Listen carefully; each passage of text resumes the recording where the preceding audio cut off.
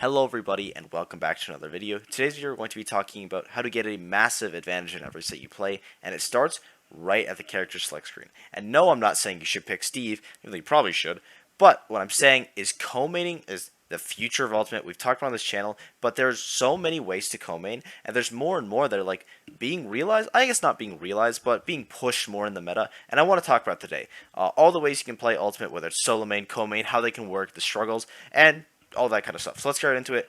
We're just going to start with solo maining. The best solo main example in the world right now is definitely Light. Light is probably by far the best solo main. You could say Aquila, but Aquila does play Kazuya a little bit, does play Aegis a little bit.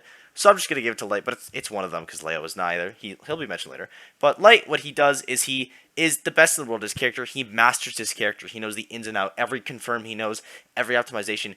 He is playing to make the best out of his character. What that means, though, is he's going to have to struggle with these really hard matchups. So instead of finding a better character to play for the matchups, he's saying, okay, how can I play around the matchup? So let's say I have a I have a really hard time dealing with like Game & Watch Key for Fox. Like just Game & Watch in general, honestly. How do I deal with this? Where it's like, okay, well maybe I'm going to grab more because I can't land on shield as much with Nair because they'll get upbeat. It's like that adaptation made by Light is really hard to do at all levels. But it is definitely doable. You just have to put in a ton of work into learning your hard matchups, but you also have to only learn one set of combos, one set of kill confirms. Everything will always be the same when you go into the match. It's just like, how are you going to play around your opponent with one character? And then there's also counterpicking, which we'll get into now. So there's a couple ways of counterpicking, and there's three main ones that I like to go. There is like kind of a flip-flop where it's like, okay, I'm going to play this character based on how I am feeling. There is like a counterpick in the sense of the word where, okay, I'm losing, I'm going to switch characters. And then there's like a pre-game counterpick, which I think is probably the best one. It's flip-flop or pre-game counterpick is the best one, and we'll get to that in a second. But I want to talk about the actual counterpick that most people do, and that is going to be, okay, this character's not working. I thought I could do this matchup. I can't. I need to pick a different character. I think Dabuz is a really good example of this. There's a couple times where Dabuz will like pre-plan it as well, but let's say Dabuz is just losing. He's not having a great time with the Rosette. It's not working out. He'll switch to usually the Min now, but sometimes the Olimar, and he'll switch the matchup. He will keep his tempo the same. It's like he's playing incredibly different, but he switches the character on you mid-set, which I think is really good. But the problem with this is you're usually doing it when you're losing. I think Meister is also a great example of this. Meister Sora, it's a meme, but it's a good counterpick. It doesn't really win him a lot, but also it's because he goes into sets losing and then he switches, which is why counterpicking like that is pretty difficult. Counterpicking into a loss is definitely a good plan. It's good to have secondaries, but it's not super easy to do. And a better way to do it is to do it like a way like, I don't know, Proto does it. Also, before we get into this part, no shots at Dabuz, by the way. He was just like person I had a ton, or Meister, a ton of people counterpick. And it is a good way because sometimes it can get you a game or two. It's just really hard to get consistent sets with it, which is like why something like Proto does is really good because he's always switching between characters, even if he wins, which I think is the really important thing. A lot of people will be like, okay, let's say I am losing game 1 with my main Mario, and then I go Captain Falcon game 2, and I win game 2. A lot of people, no matter what, will stay Captain Falcon. But someone like Proto, it's like, okay, let's say I lost the Mario game, and it wasn't that bad. But I felt I needed Falcon, I won with Falcon, and then they leave, like, Yoshi's open. I should go Mario there, even though I lost game 1 with Mario. I have the best stage for my character available, and I've changed the tempo, you've learned adaptation, all that kind of stuff. So obviously, this is probably the hardest way to counterpick, and that is why so few people do it.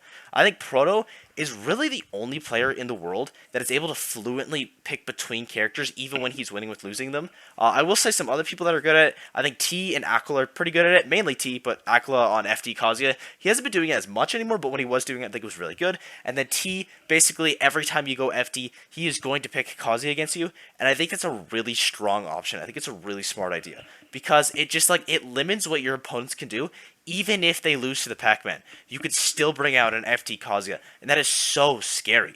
Some other advantages of counterpicking, even when you're winning, it is you get to keep the same reads, the same habits, but you basically get rid of all of your habits. Not like all of them, because like if you have a roll habit with Lucina, you're going to have a roll habit with Min. But you get to say, okay, let's say I was up being a bunch and I was dying for it with Lucina.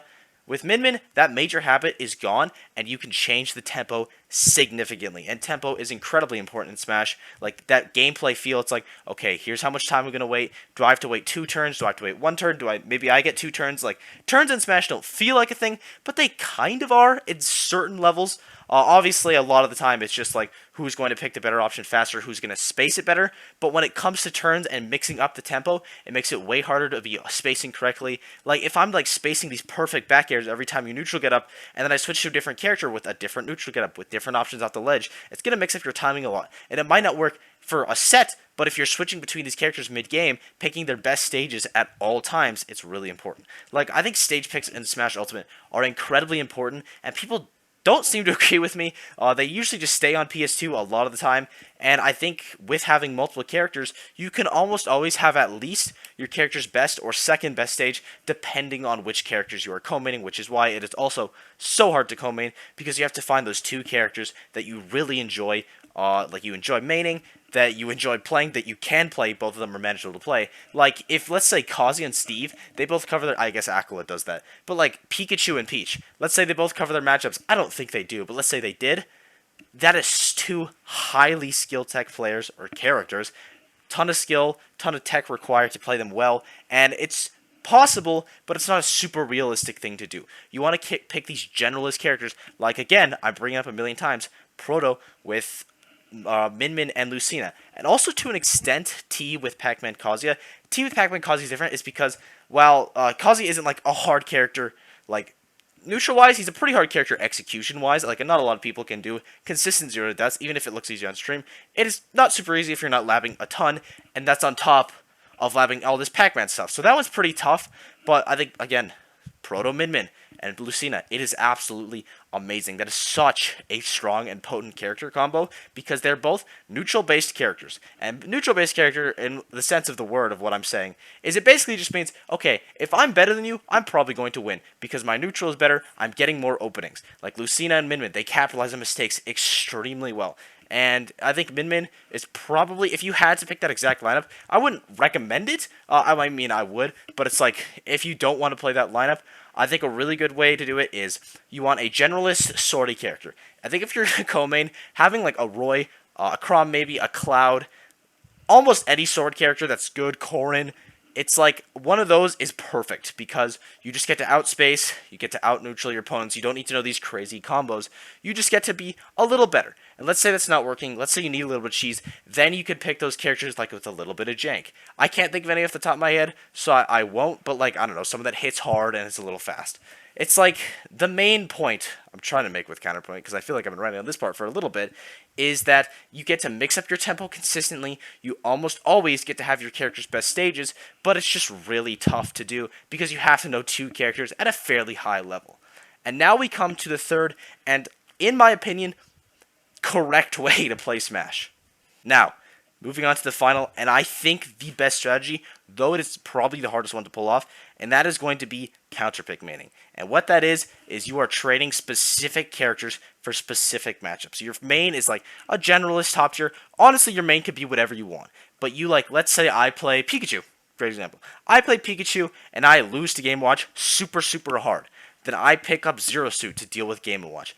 Boom. But then it's like, oh no, I lose to Ness, I pick up Palutena for Ness. Those are the only two matchups I actually lose, and now I have two characters that counterpick it. And also, I think Palutena counterpicks both those characters, so drop the Zero Suit. Just to Pika Palu.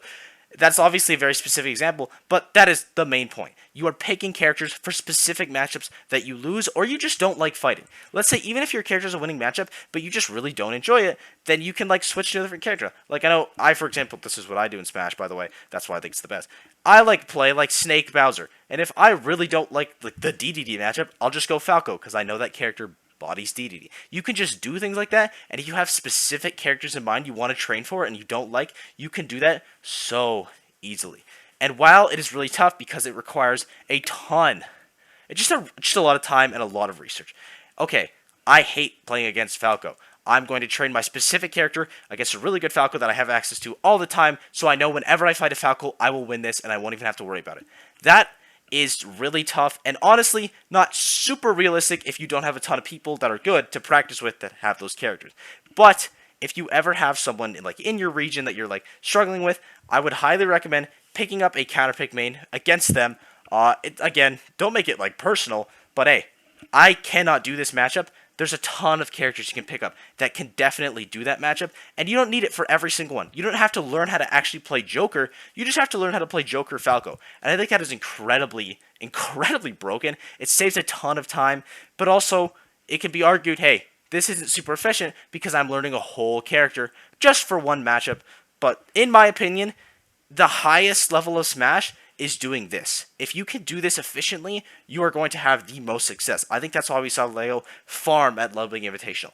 Anyone that would give his character troubles, he would just switch to a character he's amazing with and just use that one instead. And I think that's an incredible strategy. TLDR, there are 4 ways to play Smash. There is solo maining, which has the pros of only need to learn one character, and the cons of sometimes running into those pretty tough matchups. There's counterpick maining, which has the pros of catching your opponents off guard, but also has the cons of, not catching your opponents off guard. So this one's probably the riskiest one to do. Then there is co-maining, which has the pros of changing tempo, making it so it's harder to ban stages, and also giving you, again, kind of like the counterpick thing, but probably more consistent because you're focusing on 2 characters more than just focusing on one and having the other one in the back. Then there is the cons of having to fully learn 2 characters. That takes a lot of time. It's very hard to do, and just because you switch a character doesn't mean you're guaranteed to win a game. Like, sometimes the tempo change, it isn't enough. So this isn't a gimme, and it just requires probably the most work. And then there's counterpick mating, which requires you to have an extensive matchup knowledge and an extensive knowledge of a couple characters in a couple matchups. So the pros are, in theory, you should never run into a losing matchup. The cons are, again, huge time investment and a huge knowledge check beforehand. You need to know who you are running into and who they play so you know which characters to train for. You need to have time to train those specific characters for specific matchups. Which one do I think is the most realistic if you want to be the best at Smash? I would always recommend co-mating. I think co-mating is the best way to do it. If, realistically, I think most people would have the most success with solo mating, though. I think a lot of people wouldn't work with a co-main. It's just, it's not for everyone. A lot of people just want to focus on one character. If you want to be the best, I would test co-mating out, but if it's no, this character's for me, highly recommend just solo mating. It's absolutely viable. You can definitely win tournaments with it. For sure. If you have an infinite amount of time, and you're also just amazing at the game, and you want to be the best of the best of the best, I would recommend counterpick maining. But hey, that's just my opinion. Let me know what you guys think down below. If you want more of this type of content, if you want to see anything else like this, if you guys enjoyed, be sure to sub, all that yada yada. More comments. If I left out anything, please let me know down below. Hopefully, there's no editing mistakes in this one, because there have been in the past. So yeah, thank you guys for watching. I hope you enjoyed. Be sure to sub, and I will see you all in the next video. Bye-bye.